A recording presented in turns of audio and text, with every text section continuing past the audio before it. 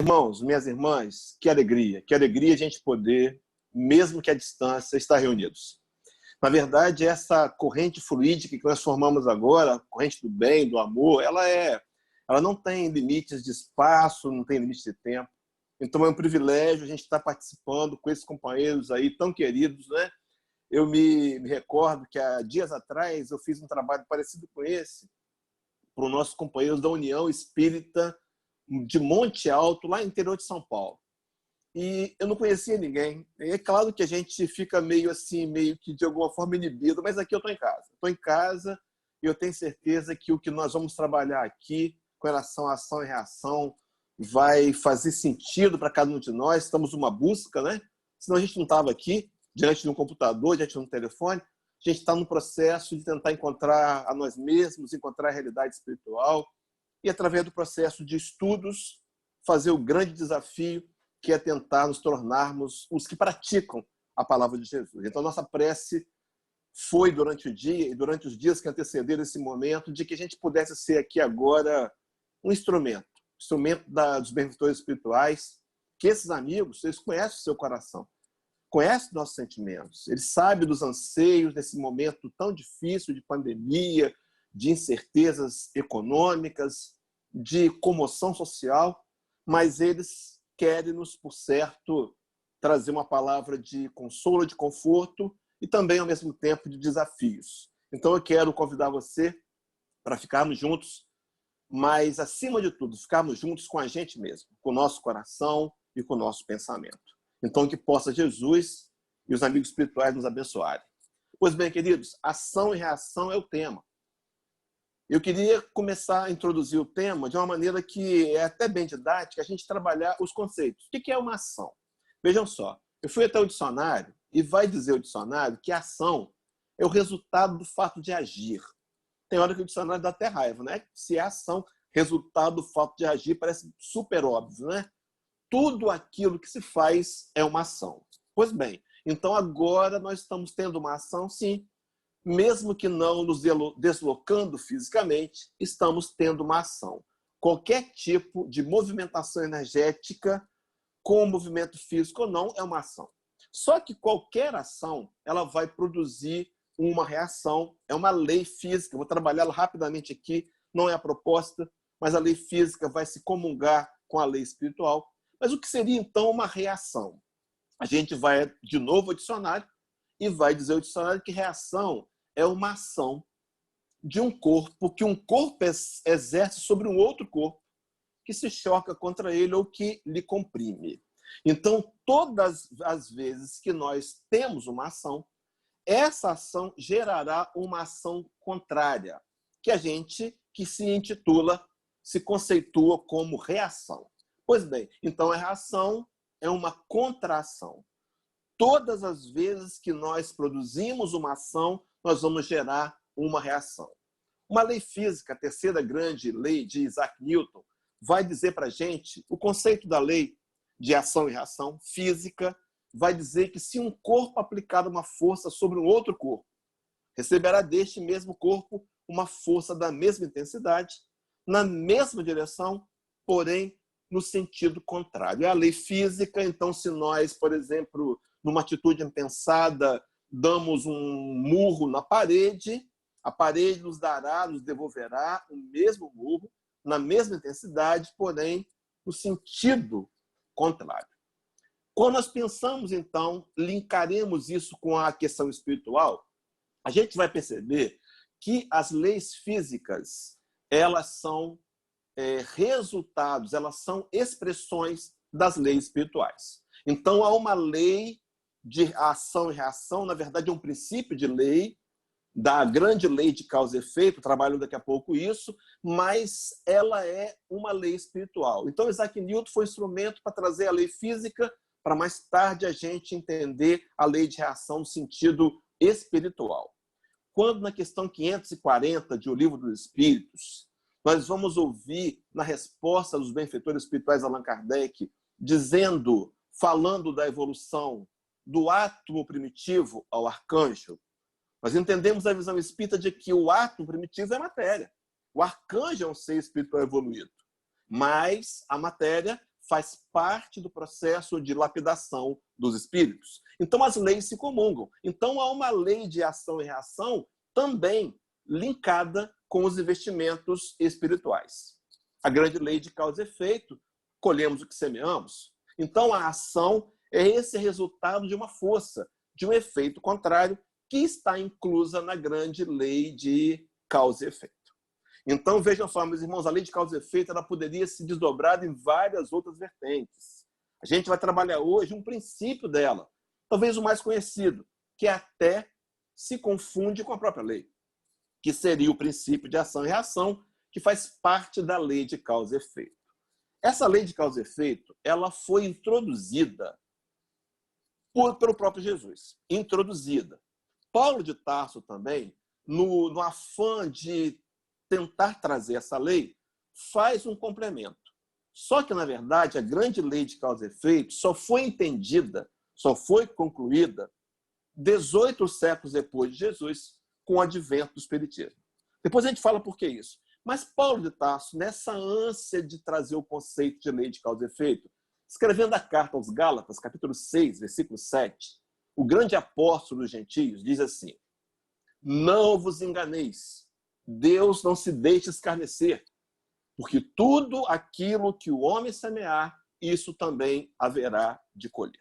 Então, Paulo de Tarso tinha uma visão limitada, ele olhava para a natureza, ele sabia que nós colhemos aquilo que semeamos. No entanto, ainda sem os devidos apontamentos finais da grande lei, ele diz que tudo que semearmos, colheremos. Será que é verdade? Esse tudo, será que não deveria ser levado em conta a proporcionalidade dos fatos? Quem sabe até atenuantes, quem sabe até o perdão das ofensas? Bem colocado o texto que não foi combinado, a leitura do livro Boa Nova. O amor cobre multidão de pecados. Foi uma dúvida que eu tive quando conheci o Espiritismo. Eu venho de uma corrente religiosa onde o Deus que eu conhecia era um Deus carrasco, um Deus que punia. Eu venho de uma religião evangélica, fui da Igreja Batista.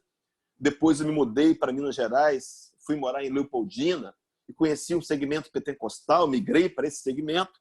Mas o Deus que eu conhecia era um Deus punitivo. Então eu não entendia essa questão, essa vertente de misericórdia. E eu pensava assim, quando eu conheci o Espiritismo: para aí, então se alguém matou alguém por um projétil, eu me linkava à fala de Jesus: aquele que fere por espada será ferido. Então eu imaginava que se alguém matou o outro com um projétil, ele deveria morrer vítima de um projétil. E eu imaginava, mas se ele morreu vítima de um projétil, alguém vai ter que ter dado esse tiro nele.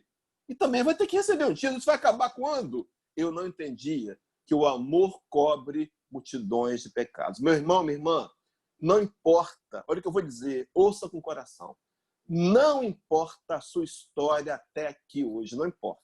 Se tratou a vida com leviandade, se você não levou a sério, se você agiu contrário à lei, não importa. O que vai contar é daqui para frente. É claro que as suas ações produzirão resultados. Resultados esses que poderão ser amenizados quando nós aprendemos a amar. Então, a grande lei de causa e efeito, a gente poderia começar a trazê-la de Paulo, de Jesus, para o Espiritismo, na questão número 4 de O Livro dos Espíritos. Quando Allan Kardec vai perguntar onde se pode encontrar prova da existência de Deus. O salmista já teria dito, Davi já teria dito: as obras de Deus manifestam o poder, as obras de Deus manifestam a soberania de Deus. Então os espíritos responderiam a Kardec. Responde a Kardec: a prova da existência de Deus está no axioma que aplicais às vossas ciências. Ou seja, uma lei que pode ser repetida, algo que é extremamente óbvio. Não há efeito sem causa. Procurai a causa de tudo que não é obra da mão do homem, e a vossa razão responderá e mostrará que Deus existe. Então nós vimos, dia desses, uma superlua. Eu não sei se na Bahia teve, se aí no Rio de Janeiro também teve, mas uma superlua.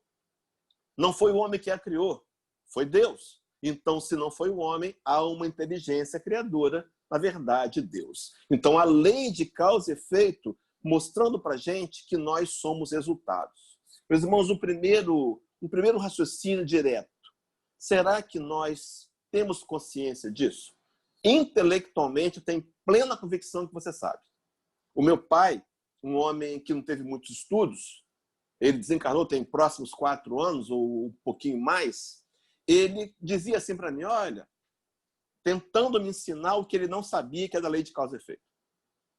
O dia que você estiver numa escada rolante, numa roda gigante, parque de diversão, você não cospe em quem está lá embaixo, porque a vida dá as suas voltas. Era ele me dizendo, na forma simples, de que nós colhemos o que semeamos. Meus irmãos, nós sabemos disso, mas nós temos sentido isso. Esse conceito espírita tem influenciado minhas atitudes? Como têm sido minhas escolhas? Eu tenho tentado, diante da dificuldade, da dor, escolher pautar as decisões do Evangelho de Jesus? Sim, porque é um desafio. Será que nós poderíamos, de alguma maneira, entender com mais compreensão que eu preciso pagar o mal com o bem? Será que é fácil pagar o mal com o bem? Será que nos meus relacionamentos eu tenho perdoado 70 vezes 7? Será que eu tenho entendido que eu preciso ser servidor para ser grande no reino de Deus? Pois bem, meus irmãos, esse conceito de lei de causa e efeito, então, ele vem da ideia de que trabalho vai produzir resultados. Então, nós, se não olharmos para nós mesmos, nós enxergamos, se formos honestos, sem autocamuflagens, nós olhamos a nossa vida hoje e entendemos que o que vivenciamos são resultados dos investimentos de ontem. Pois bem, há uma frase de um pensador americano chamado Benjamin Franklin, que ele vai dizer que a maior loucura, a maior insanidade que um homem pode fazer é continuar repetindo aquilo que ele sempre fez e esperar resultados diferentes. Então, nós somos frutos das ações do passado. Então, eu deveria, pelo menos, de forma racional, enquanto eu não sinto, porque o dia que eu sentir, eu vou agir no automatismo. Eu vou pensar 2 vezes antes de agredir, antes de falar, antes de revidar. Mas enquanto não conseguir ainda, eu preciso me manter num controle, numa autovigilância, num trabalho que o Nazareno nos convidou para sermos prudentes, para sermos atenciosos. Pois bem, então, se nós somos resultados, deveríamos nos preocupar com os investimentos de capital espiritual e emocional que temos feito hoje.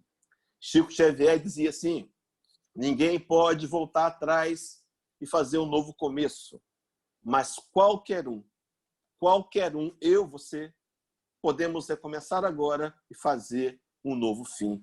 Podemos fazer novas e melhores escolhas. Pois bem, quando pensamos então em lei de causa e efeito, e linkamos e trabalhamos o princípio da lei de ação e reação, inevitavelmente, meus irmãos, as nossas mentes são conduzidas para o conceito de justiça divina, que muitas vezes nós não compreendemos. Mesmo espíritas estudiosos não conseguimos ainda aceitá-lo, porque é uma luta interna daquelas centenas de séculos, de décadas, onde nós aprendemos na teologia arcaica do passado um Deus que pune.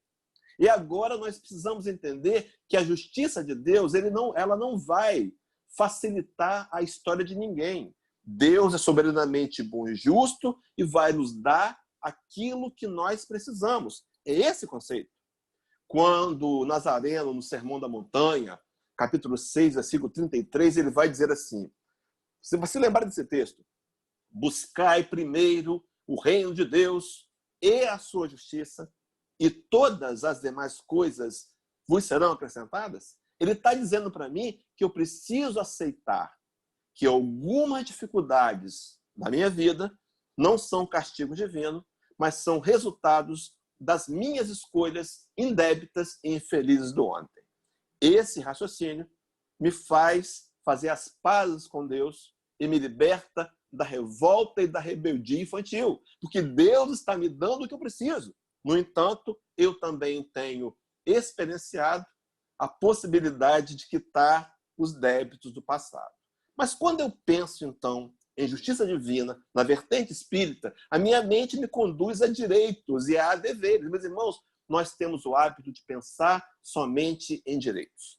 Mas direitos são resultados dos deveres. Quando Jesus, no registro de Mateus, capítulo 16, versículo 27, ele diz assim: porque o Filho do Homem há de vir na glória do seu Pai, com os seus anjos, e então retribuirá a cada um conforme as suas obras. Meus irmãos, esse vir na glória do Pai com os anjos já aconteceu no advento do Espiritismo.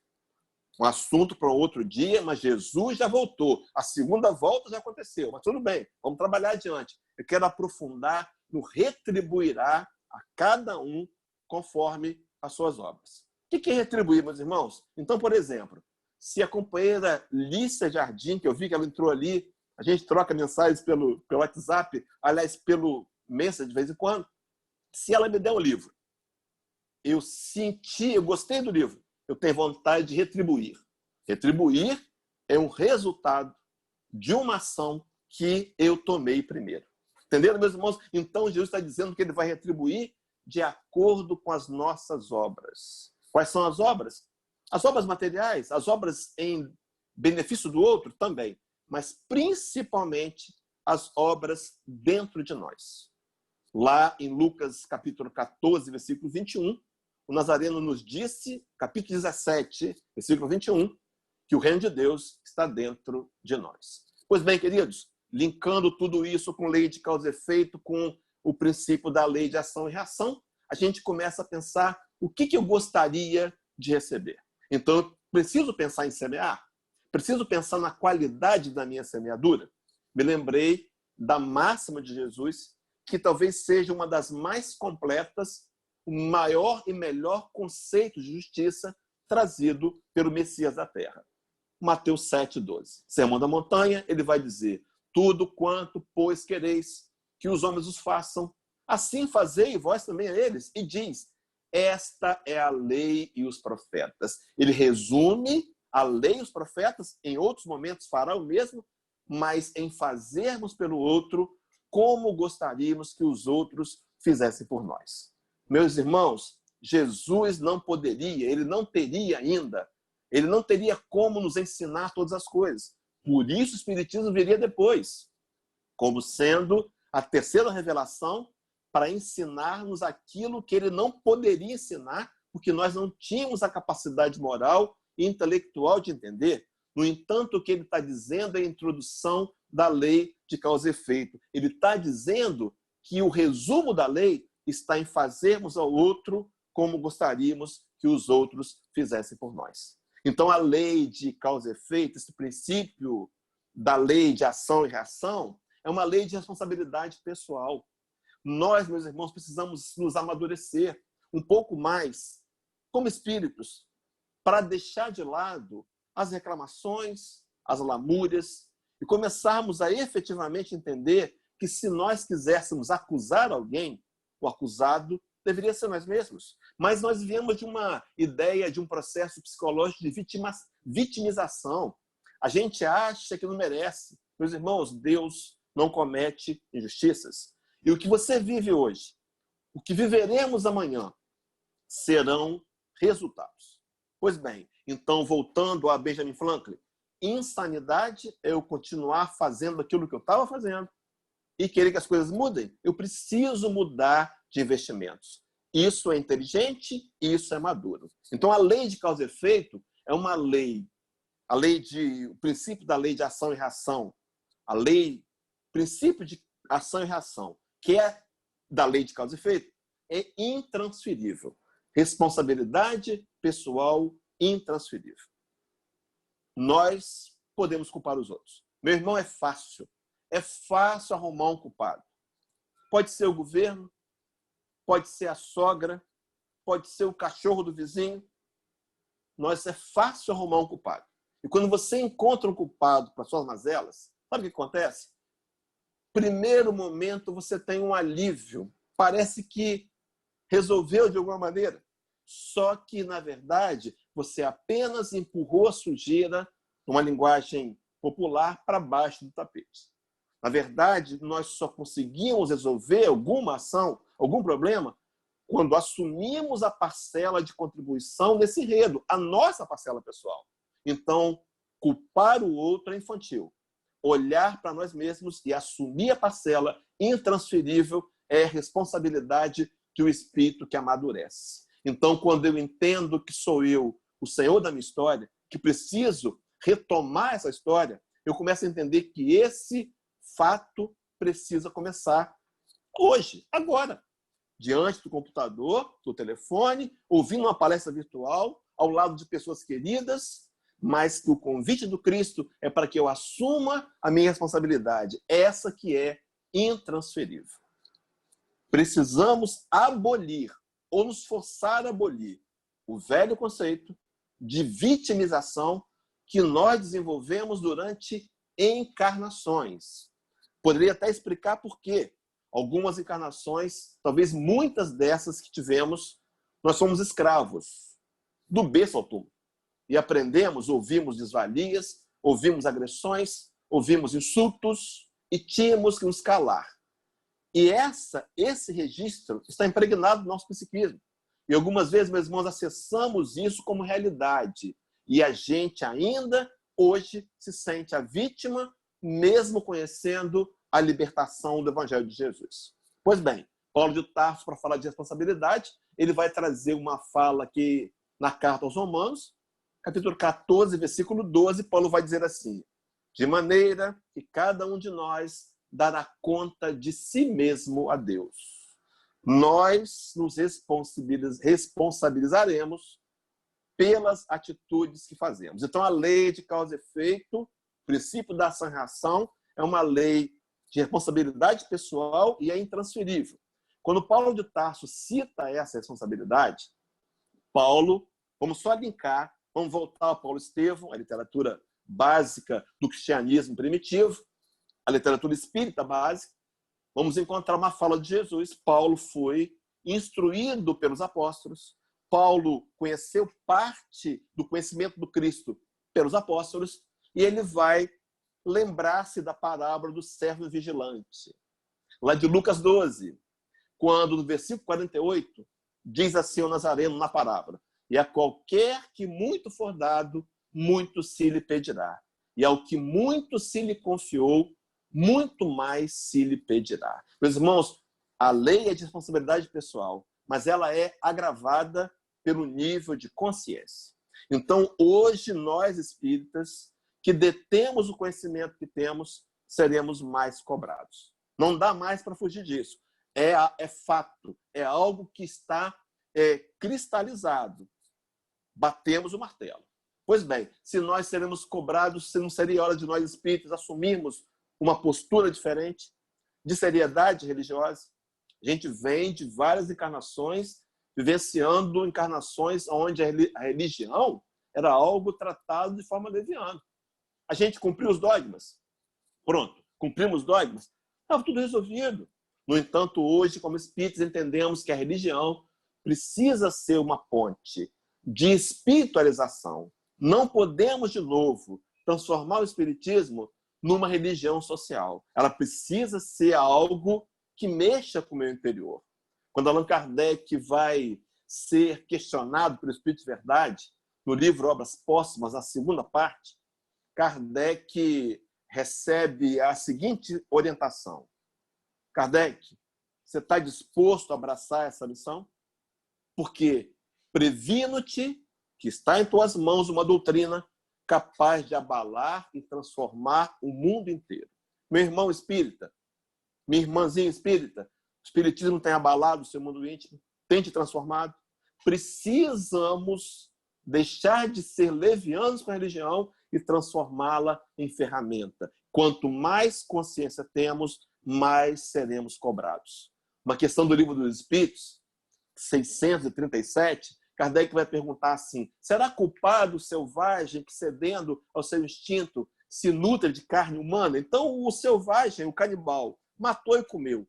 Infringiu a lei de Deus? Infringiu. Mas em que nível de consciência? O Espírito responde a Kardec: eu disse que o mal depende da vontade. Pois bem, tanto mais culpado é o homem, quanto melhor sabe o que faz. Então, nós somos seres que temos responsabilidade diante da lei, intransferível, pessoal e agravada pelo nível de consciência. Deixa eu abrir um parênteses rápido aqui.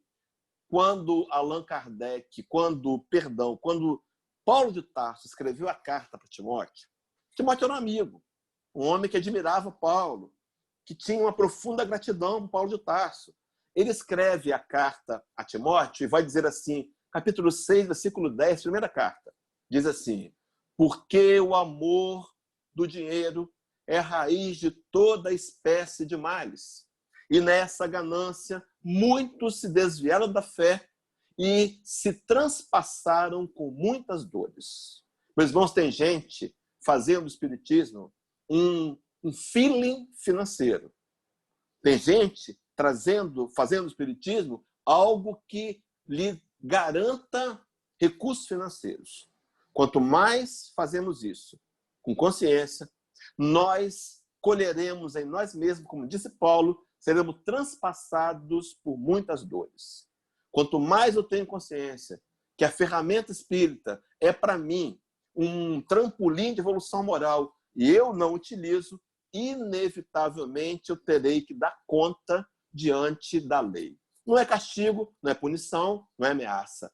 São resultados. Bom, se os resultados são reais, a pergunta de novo, meu irmão, minha irmã, o que temos feito? O que nós temos feito? Será que repetiremos o mesmo erro do catolicismo?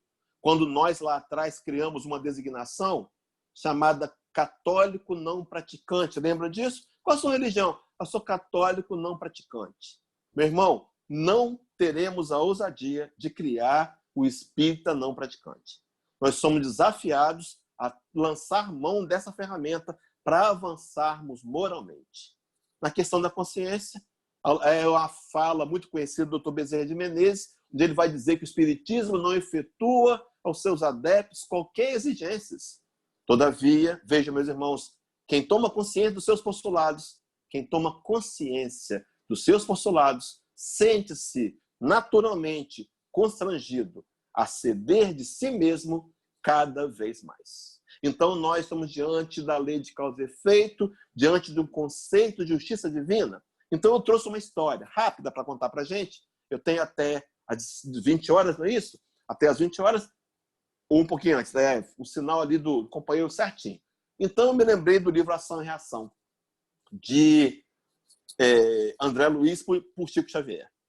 Capítulo 16, Débito Aliviado. Esse capítulo, rapidamente a história, conta a história do Adelino Correia, que é um companheiro espírita, e nesse capítulo trouxe um resumo sintetizado, até porque resumo tem que ser sintetizado, senão não seria resumo, né? Bom, eu trouxe 7 qualidades de Adelino Correia. Olha só. Primeiro, um trabalhador exemplar. Segundo adjetivo, um homem de oração. Imagina, meu irmão, ele é reconhecido no livro, um homem que ora. Terceiro adjetivo, ele traz em si marcas de humildade. Olha quem é esse camarada, não é qualquer um, não. É um cara que avançou. Quarta, ele é prestativo e confiante. Quinta, ele é centralizado no santo objetivo do bem. Sexta, irradia bondade e abnegação. E essa 7ª e última, para dar água na boca de dirigente de casa espírita, ele é participante em múltiplos serviços da casa. Canta no coral, faz uma palestra, ajuda no passe. Meus irmãos, esse é o perfil de Adelino Correia. Um homem que merece o nosso reconhecimento. No entanto, ele vive dificuldades. Ele passa, são 3. Ele tem um eczema, uma doença dermatológica inflamatória, com formação de cavidades e crostas, que incomoda, que coça, que arde, que machuca. Ele também está enfrentando uma crise financeira imensa, embora ele seja um trabalhador, ele trabalha como representante comercial. E, por fim, ele foi abandonado pela esposa e ficou com a guarda da filha, uma menina, e também 2 filhos adotivos, que chama Mário e Raul. A menina chama Marina. Mário e Raul, só para abrir um parênteses importante para o resgate depois, são meninos negros. Então, diante disso tudo, a gente começa a pensar, mas será que Adelino Corrêa merecia passar por isso tudo? Esse homem que está aí nessa batalha para servir a Jesus? Pois bem, o capítulo vai explicar o processo da dívida aliviada e vai contar para a gente o que nós, a olhos humanos, não conseguimos enxergar. Adelino, na verdade, chamava-se Martim, numa encarnação anterior. Ele era filho bastardo de Martim Gaspar. Martim Gaspar era um homem afazendado, era um pai solteiro, ele tinha o hábito de abusar das escravas, donzelas, hábito que Martim, também filho, continuou levando adiante. E numa dessas relações, a escrava engravidou, no parto ela morreu e nasceu Martim, que era o filho. E eles eram orgulhosos, eles eram abusadores, viviam dissolutamente. Acontece que o pai, Martim, pai de Martim Gaspar, apaixonou-se por uma moça, uma mulher jovem. Chamava-se Maria Emília, o nome da menina. Dentre as designações, os comentários feitos sobre Maria Emília reduz-se ao adjetivo leviana.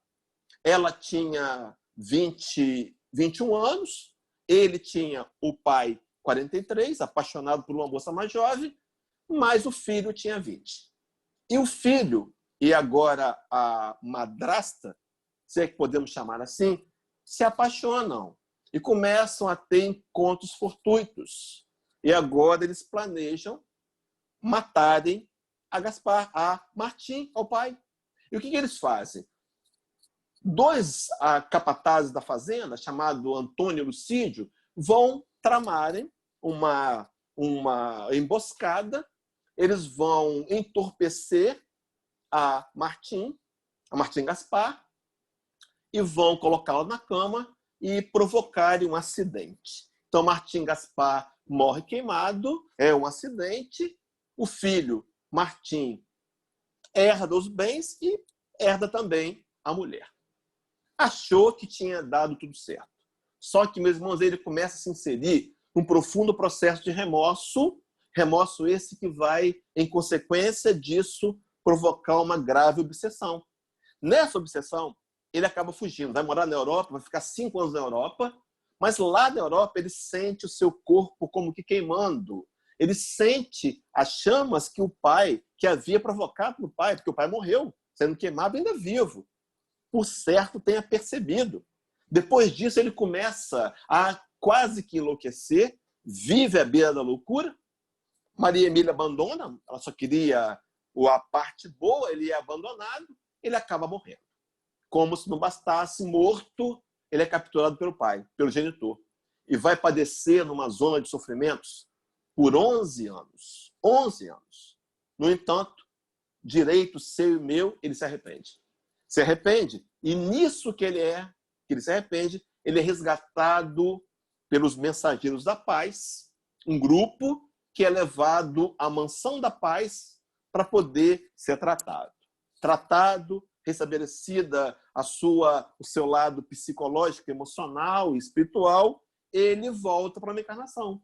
Então ele vai retornar ao mundo físico, agora na intenção de quitar os débitos do passado.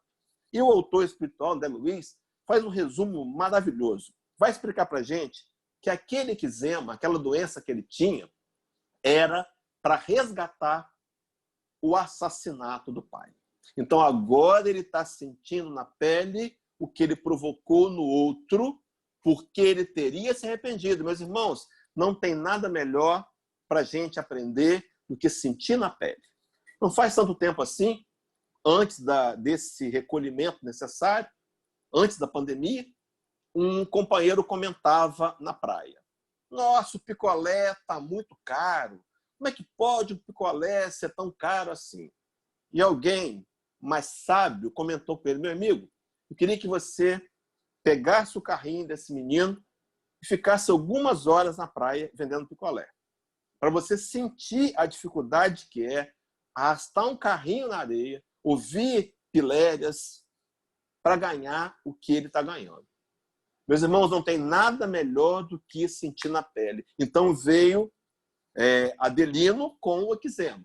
Vem também com dificuldades financeiras para poder aprender a fazer uso melhor dos recursos financeiros. Lá atrás ele teve e não soube utilizar. Terceiro, foi abandonado pela esposa. Por quê, meus irmãos? Para experienciar a solidão, para aprender a respeitar as uniões matrimoniais. Tudo faz sentido. Os filhos, ele recebeu Maria Emília. A menininha, Marina, era a própria Maria Emília. E também recebeu aqueles carrascos, Antônio e Lucídio, agora Raul e Mário, para poder direcioná-los pela educação responsável. Meus irmãos, Antônio e Lucídio, os capatazes, vieram na cor negra, vieram como negros, por quê? Para poder experienciar em si, passarem pela mesma discriminação que impuseram e aprenderem a valorizar as pessoas simplesmente pelo que elas são, independente de cor de pele, religião, condição financeira ou qualquer outra diferença. Então a gente começa a ver que Adelino Correia, agora ele está passando por um momento de profundo aprendizado. E fecha o capítulo contando de mais um filho do coração. Adelino, ao longo da sua escalada no processo evolutivo, por ser um homem bom, trabalhador no bem, ele angariou recursos, amigos espirituais, também amigos do mundo material. E Adelino vai ter um sonho. Durante o sonho, ele vai ser auxiliado, né? E ele recebe a visita do instrutor Druso, que vai dizer para ele que ele vai receber mais um filho do coração, mais um filho adotivo. E esse filho seria o próprio pai, que viria no processo para que ele pudesse fazer o resgate com o pai, aquele que ele traiu e assassinou. É interessante que a fala do instrutor Druso diz assim: Adelino, eis o pai ofendido, que enjeitado pelo coração materno, que ainda não merece, vem ao encontro do filho regenerado. Era uma santa oportunidade profunda para Martim Gaspar, para Martim resgatar Martim Gaspar e encaminhá-lo no bem. Meus irmãos, isso é a lei de causa e efeito. Isso é o princípio da ação e reação, que nós precisamos, mais do que entender intelectualmente, talvez desafiarmos-nos a sentir em nossos corações. Então eu queria, para começar a fazer um fechamento, te fazer quatro perguntas. Primeira, quais têm sido as suas ações, nossas ações, diante da vida? Meu irmão, reflete por alguns poucos minutos. Será que nós temos efetivamente compreendido essa lei? Será que eu estou entendendo que eu colho aquilo que eu semei? O Nazareno, o meigo Nazareno, tentando trazer aos seus discípulos a lucidez dessa lei que eles não compreenderam profundamente, mas ele vai dizer assim: não se pode querer colher uvas em pés de espinheiros, e nem tampouco querer colher figos em pés de abrolhos. Como que dizendo, é melhor semear flores, é melhor semear o bem para poder colher o bem. E quantas vezes, infantilmente, nós andamos pela vida semeando espinhos e queremos colher flores. Semeamos pelo caminho dificuldades para os outros, queremos uma vida fácil e simples, não a conseguiremos. Então, primeira pergunta, meu irmão, quais têm sido as suas ações diante da vida? Segunda, você já busca entender que a perfeita sabedoria de Deus nunca falha? Olha, tudo que está lhe acontecendo tem uma razão de ser, embora nós não a compreendamos em detalhes. A pandemia tem uma razão de ser. Há um processo, há um projeto maior que foge à nossa alçada de espíritos imperfeitos, mas que está elaborado e pensado de forma exata. Estou fazendo uma pesquisa para um trabalho novo e tive cheguei a uma feliz conclusão. Eu vou citar alguns nomes aqui, é bem provável que os companheiros conheçam. Todo mundo conhece Caibá Schutel, é claro. Caibá Schutel, interior de São Paulo, região de Matão. conhecem Jerônimo Ribeiro, aqui no Espírito Santo, região de Cachoeira de Itapemirim. Bom, conhecem outros nomes, por exemplo, Eurípides Bassanufo, interior de Minas Gerais, norte de Minas. Conhecem também, talvez esses não, José Castro, região norte, aqui, noroeste do Rio de Janeiro, região de São Fidélis, Cambuci. Tá. Conhecem também Venâncio Café, região da Zona da Mata Mineira? Não, não conhecem. Esses companheiros nasceram numa mesma época, em lugares diferentes e tiveram o mesmo projeto: montar uma instituição de atendimento a necessitados, asilos ou orfanatos, e fundar uma casa espírita. Eles nunca se viram, nunca se conheceram, tinham o mesmo projeto e cada um foi para uma região. Meus irmãos, projeto em andamento, visando alcançar os nossos corações, visando finalizar a fala de Jesus, que um dia seremos um só rebanho, teremos um único pastor. Esse projeto que visa alcançar o seu coração e o meu coração está em andamento. E mais, conta conosco. Tudo que Deus faz é bom. Tudo que Deus tem feito, nada do que Ele faz é inútil, segundo uma fala do Evangelho, segundo o Espiritismo. Então nós temos que alimentar a fé, a confiança em Deus, do que o que estamos vivenciando hoje tem sempre e terá sempre uma função educativa para o espírito mortal. Eu alimento essa fé? Eu tenho alimentado essa confiança? Se sim, devo evitar as reclamações, as lamúrias, me sentir injustiçado, porque, meus irmãos, não existem entre nós vítimas. Nós somos resultados. Se não estamos satisfeitos, prometo que falo pela terceira vez e última, precisamos mudar de investimentos. Terceira pergunta: consigo compreender meus compromissos familiares? Muitos deles de resgate, meus irmãos. Não estamos encarnados no grupo familiar que estamos por acaso. Há uma razão de ser.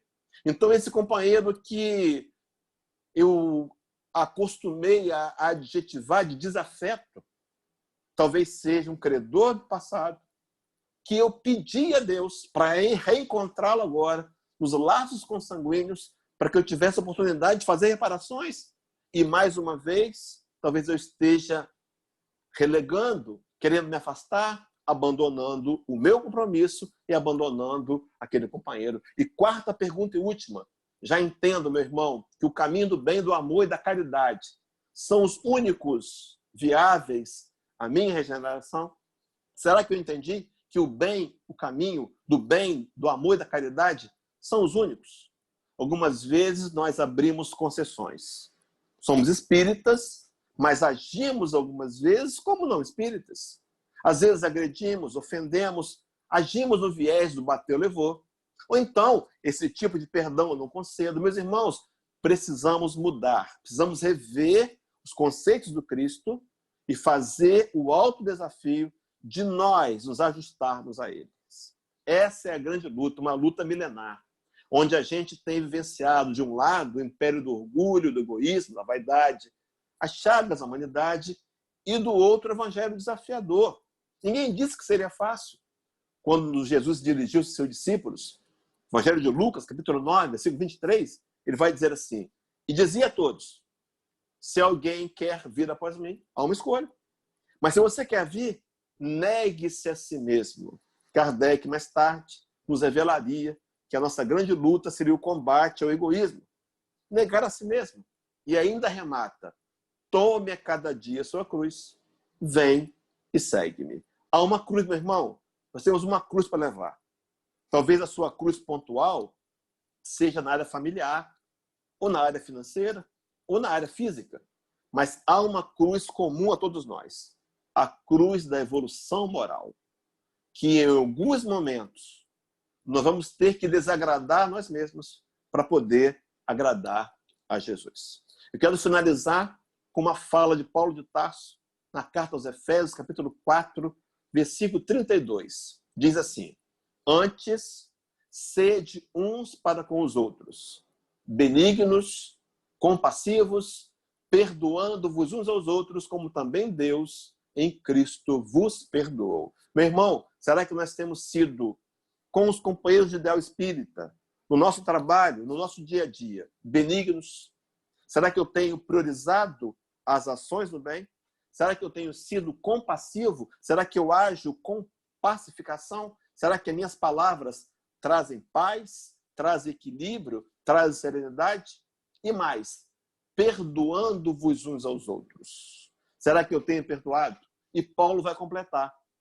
Assim como Deus em Cristo vos perdoou. Como é que foi o perdão divino? Como é que é o perdão de Jesus? Crucificado entre dois salteadores, uma crucificação injusta, recebeu 3 cravos de uma liga metálica parecida com ferro, um pouco mais rústica, de próximos 30 centímetros, 2 lhes vazaram os punhos e um só os 2 tornozelos. Uma coroa irônica de espinhos foi lhe colocada na cabeça. E além disso tudo, aos pés da cruz há um grupo de ex-beneficiários que zombam e dizem: Jesus, não era você o cara? Não salvava todo mundo? Agora desce da cruz, salva-te a ti mesmo. E aquele que é oferecido para a gente como modelo, como guia, como exemplo, diz aquilo que ele nos ensinou no Sermão da Montanha, quando nos orientaria a orar por aqueles que nos maltratam e perseguem. E faz o mesmo, faz uma prece e diz: Pai, perdoa-lhes porque não sabem o que fazem. Será, meu irmão, minha irmã, que nós temos praticado a ferramenta da indulgência, me colocando no lugar do outro, para poder abrir precedentes ao perdão verdadeiro? Será que eu não deveria pedir a Jesus que me auxiliasse nessa encarnação, uma encarnação pontual, onde nós, meus irmãos, temos em mãos uma ferramenta que até então não tínhamos tido, a ferramenta do Espiritismo. Eu fico pensando que a maioria de nós esteja na primeira encarnação espírita ou os mais sortudos numa segunda. Ferramenta muito nova. Meus irmãos, nada será mais como foi antes. Estamos diante de uma doutrina de fé raciocinada, capaz de nos impulsionar, de virar um trampolim para darmos um salto de qualidade na nossa evolução moral. A pergunta é, para terminar: será, meu irmão, minha irmã, que dessa vez vamos tratar com seriedade? Chico Xavier, vou terminar agora, prometo que vou terminar agora. Chico Xavier, no relato, no livro Evangelho de Chico Xavier, no item 17, vai nos dizer que a pior dor, a dor mais intensa que um espírito imortal pode sentir é a dor de retornar à pátria espiritual e descobrir que perdeu tempo e desperdiçou oportunidades. Estamos aqui, meus irmãos, para refletir. E quem sabe nos colocar em xeque e nos desafiar, como diz Tiago, a deixar de ser apenas ouvintes para nos tornarmos em praticantes da palavra. Que possa, então, Jesus, com esse conceito mais profundo e abrangente da lei de causa e efeito da visão espírita, da ação e reação, nos desafiarmos a deixarmos de ser apenas teóricos para efetivamente nos tornarmos praticantes do Evangelho de Jesus. Que o Mestre nos abençoe a todos. Paz e luz.